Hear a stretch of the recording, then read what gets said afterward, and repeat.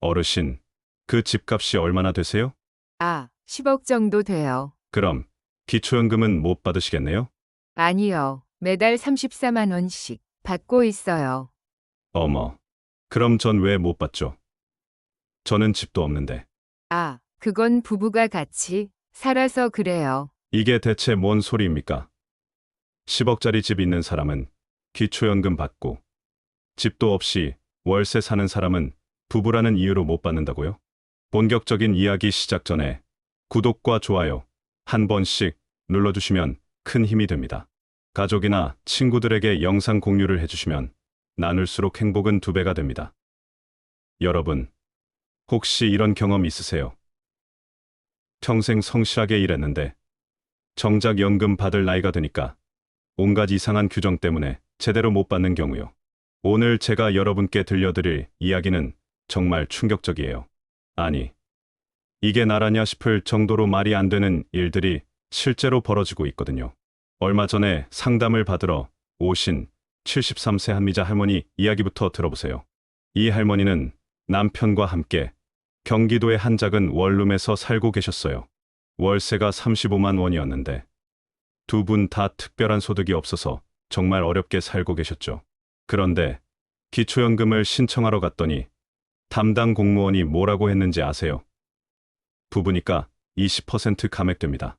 각자 27만 원씩만 나와요. 할머니가 그 자리에서 울어버리셨어요. 아니, 우리 같이 산 게 죄예요. 혼자 사는 사람은 34만 원 다 주면서 우리는 왜 깎아요? 정말 말이 안 되죠.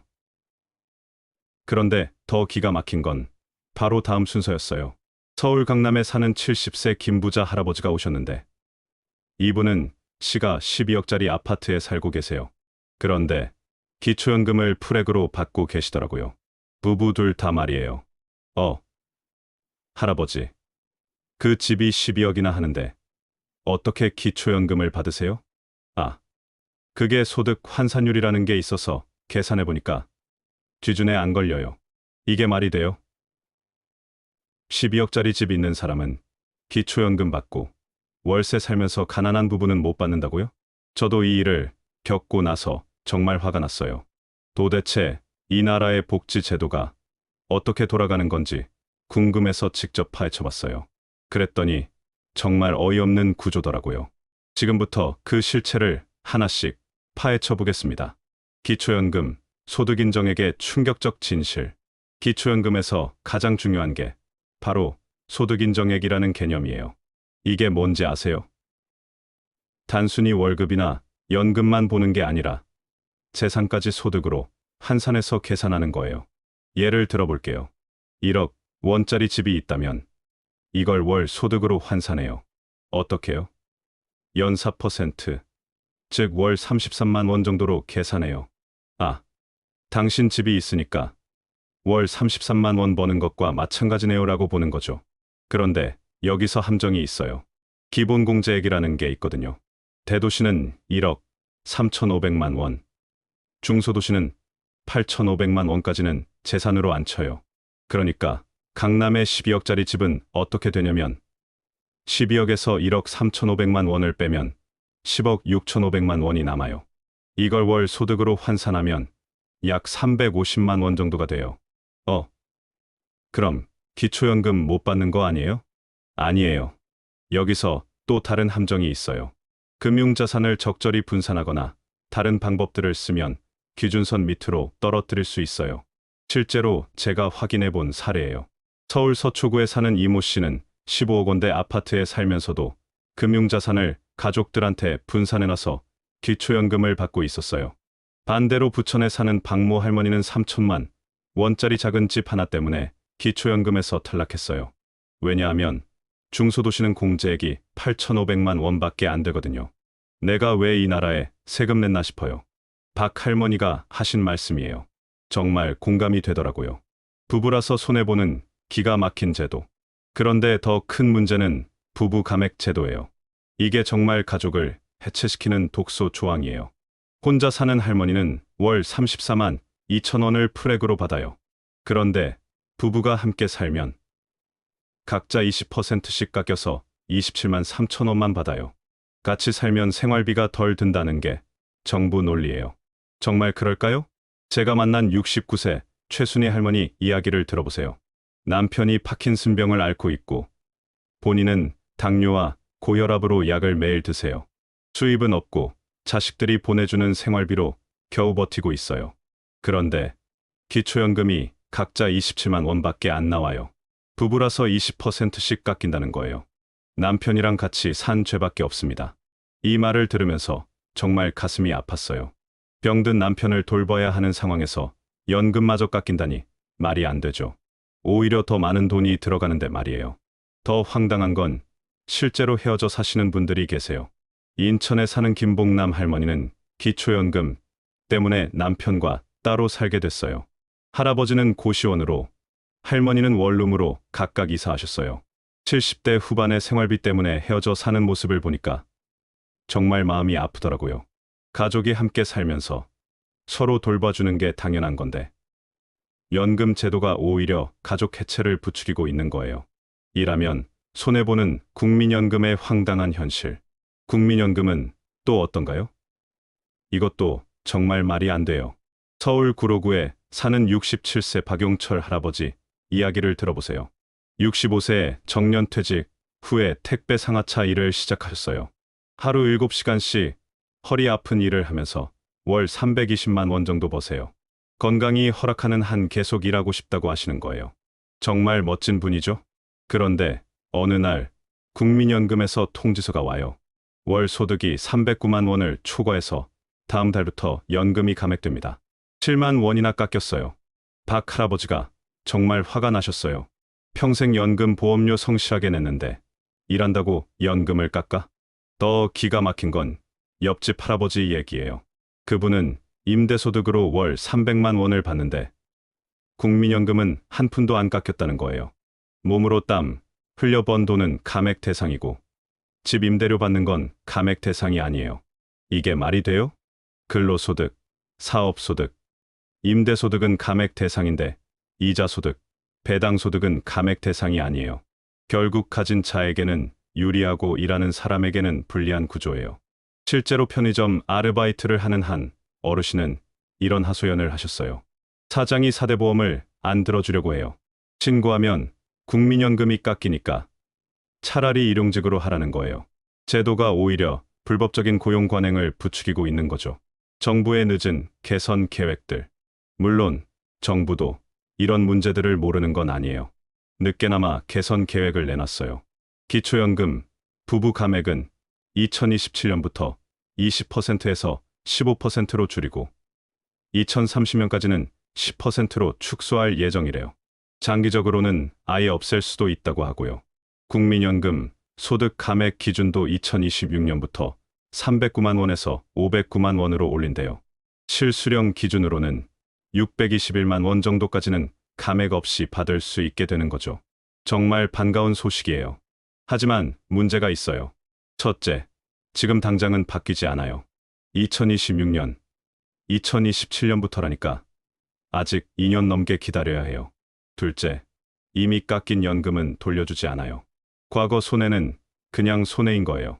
셋째, 여전히 불로소득과 근로소득 간의 차별은 남아있어요. 지금 당장 할 수 있는 것들. 그럼 우리는 어떻게 해야 할까요? 첫째, 내 소득 인정액이 어떻게 계산되는지 정확히 알아두세요. 모르면 손해봐요. 둘째, 주소 이전이나 재산 정리 같은 중요한 결정은 반드시 전문가 상담을 받으세요. 자칫 잘못하면 연금은 조금 더 받지만 다른 비용이 더 많이 나올 수 있어요. 셋째, 이런 문제들에 대해 계속 목소리를 내세요. 정부도 여론이 있어야 제도를 바꿔요. 실제 사례들을 더 보면 제가 직접 상담한 사례들을 더 들어보세요. 72세 정말순 할머니는 남편과 함께 월세 40만 원짜리 단칸방에서 살아요. 폐지 주어서 하루하루 버티는 상황이에요. 그런데 기초연금이 각자 27만 원밖에 안 나와요. 부부라서 20% 깎인다는 거예요. 만약 두 분이 따로 살았다면 각각 34만 2천 원씩 받을 수 있었을 거예요. 결국 같이 산다고 월 14만 원을 손해보는 셈이에요. 반면 강남에 사는 75세 이부자 할아버지는 공시지가 11억 원짜리 아파트에 살면서도 기초연금 전액을 받고 있어요. 부부 합쳐서 월 68만 원이나 받는 거죠. 우리도 세금 많이 냈고 집값은 노력의 결과야라고 하시는데 그 말도 틀린 건 아니지만 정말 힘든 분들이 배제되는 제도가 과연 정당한가요? 소득인정액 계산의 복잡한 함정들. 소득인정액 계산이 얼마나 복잡한지 아세요? 예를 들어 대도시에 1억 원짜리 집이 있다면 기본공제 1억 3,500만 원보다 적으니까 재산으로 계산 안 돼요. 그럼 소득인정액은 실제 소득만 계산하는 거죠. 그런데 중소도시에 1억 원짜리 집이 있으면 기본공제가 8,500만 원이니까 1,500만 원이 재산으로 계산돼요. 이걸 월소득으로 환산하면 5만 원 정도가 추가로 더해지는 거예요. 같은 집값인데 지역에 따라 연금 수령 여부가 달라지는 거죠. 더 복잡한 건 금융자산이에요. 예금이나 적금은 기본공제 300만 원을 빼고 나머지는 월 소득으로 환산해요. 그런데 여기서 꼼수가 있어요.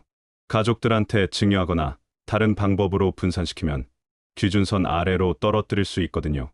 결국 정보를 아는 사람들은 혜택을 받고 모르는 사람들은 손해보는 구조예요. 부부 감액의 이중불이익.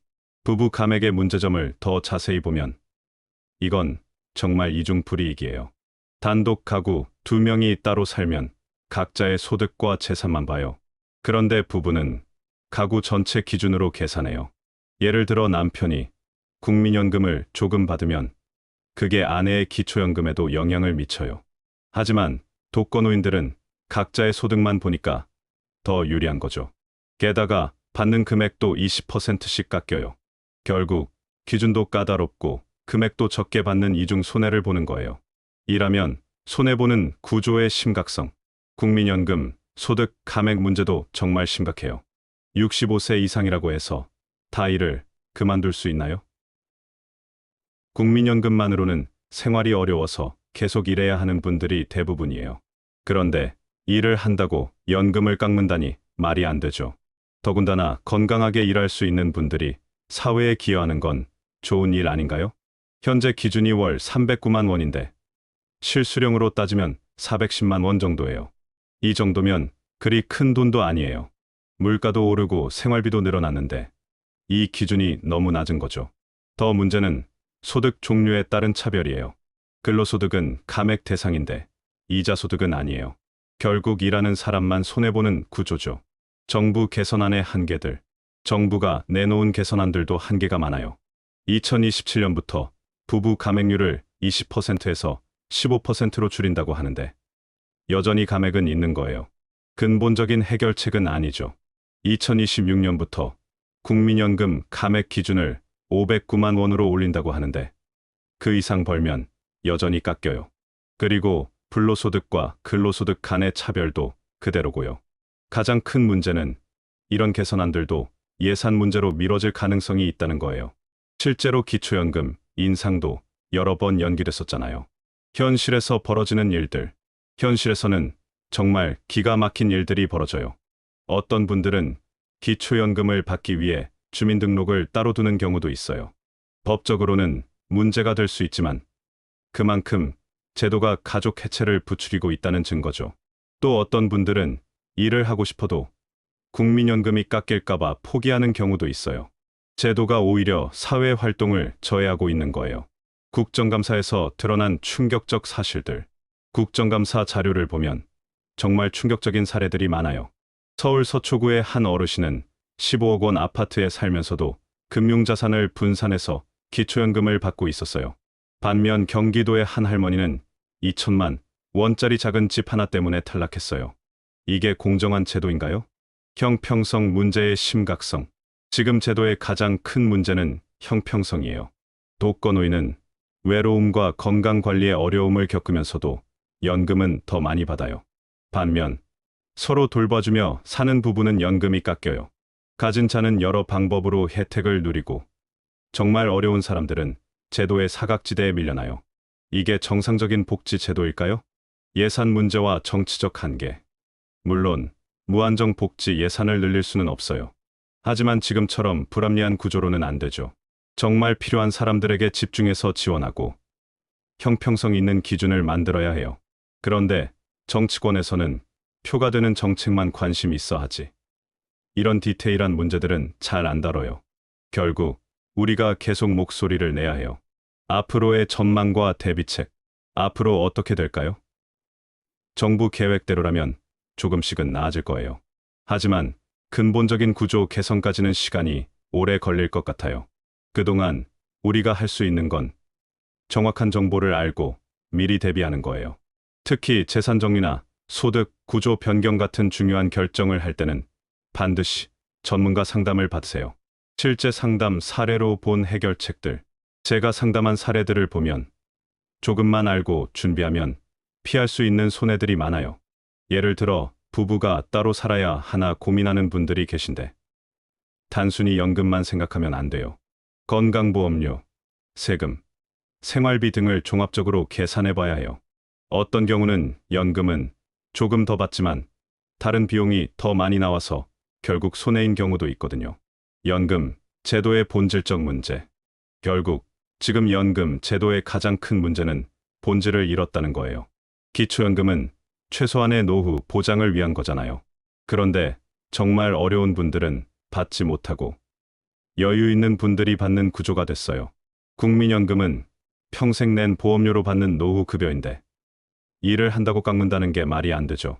사회적 합의의 필요성. 이런 문제들을 해결하려면 사회적 합의가 필요해요. 독거노인과 부부가구 간의 형평성, 근로소득과 불로소득 간의 차별, 지역별 격차 등등 해결해야 할 문제가 너무 많아요. 하지만 아무것도 안 하면 더 심해질 거예요. 지금이라도 시작해야 해요. 마무리하면서 오늘 영상 어땠나요? 기초연금이든 국민연금이든 분명히 우리 노후를 지키기 위한 제도라고 했는데 현실은 정말 달랐어요. 집 한 채 없이 월세 사는 분은 감액되고 부부로 함께 산다는 이유로도 감액돼요. 힘들게 일하면 연금이 깎이고 이자나 배당받는 자산가는 감액 없이 그대로 받는 구조였죠. 정말 이게 정의로운 제도일까요? 평생을 성실하게 살아온 어르신들이 정작 도움이 필요할 때는 이런저런 이유로 제외되거나 깎이는 현실이 너무 안타까워요. 특히 부부가 함께 사는 게 죄가 되고 땀 흘려 일하는 게 손해가 되는 제도라니 정말 말이 안 되죠. 물론 정부도 이제야 늦게나마 손질을 시작했어요. 기초연금, 부부 감액은 2027년부터 완화되고 국민연금 소득 감액 기준도 2026년에 바뀌어요. 하지만 그때까지는 어떻게 될까요? 지금 이 순간에도 수많은 어르신들이 억울하게 연금이 깎이고 있어요. 월세방에서 폐지 주우며 살아가시는데 부부라는 이유로 기초연금이 깎이는 분들, 택배 일을 하시는데 일을 한다고 국민연금이 줄어드는 분들이 얼마나 많을까요? 상담을 하다 보면 가난하다는 이유로, 함께 산다는 이유로, 땀 흘렸다는 이유로 우리는 늘 손해만 본다는 말을 정말 자주 들어요. 그 마음이 너무나도 이해돼요. 평생을 열심히 살아온 분들이 왜 이런 대우를 받아야 하는지 정말 화가 나거든요. 더 기가 막힌 건 정작 여유가 있는 분들은 제도의 혜택을 그대로 누리고 있다는 점이에요. 강남 10억 아파트에 살면서 기초연금 받는 분들이나 은행 이자로 월 수백만 원 받으면서도 국민연금 감액은 없는 분들을 보면 정말 불공평하다는 생각이 들어요. 이제는 바뀌어야 해요. 노후 복지는 시혜가 아닌 당연한 권리예요. 평생을 일하며 세금 내고 연금 보험료 낸 분들이 받아야 할 당연한 권리죠. 그런데 그 권리를 제대로 누리지 못하는 분들이 너무 많아요. 물론 제도를 바꾸는 데는 시간이 걸릴 거예요. 하지만 그 사이에라도 우리가 할 수 있는 일들이 있어요. 정확한 정보를 알고 미리 준비하는 것만으로도 억울한 상황을 많이 피할 수 있거든요. 내 소득, 인정액이 어떻게 계산되는지 알아보고 감액 기준을 미리 확인하는 것만으로도 도움이 돼요. 특히 주소 이전이나 재산 정리 같은 중요한 결정을 하기 전에는 반드시 전문가 상담을 받으세요. 자칫 잘못하면 연금은 조금 더 받지만 다른 비용이 더 많이 나올 수도 있거든요. 그런 실수만 피해도 큰 도움이 될 거예요. 그리고 무엇보다 이런 문제들에 대해 계속 목소리를 내는 게 중요해요. 정부도 여론이 있어야 제도를 바꾸거든요. 오늘 영상이 여러분의 노후를 지키는 작은 도움이 되었기를 바랍니다. 앞으로도 이런 유익한 정보들을 계속 가져다 드릴게요. 기초연금이나 국민연금 때문에 억울한 경험이 있으시거나 궁금한 점이 있으시면 언제든 댓글로 알려주세요. 여러분의 목소리가 제도 개선의 시작이 됩니다. 우리는 언제나 여러분의 편이에요. 구독과 좋아요 한 번씩 꾹 눌러주시고 가족이나 주변 어르신들께도 이 영상을 공유해주세요. 나눌수록 도움이 되는 정보니까요. 감사합니다.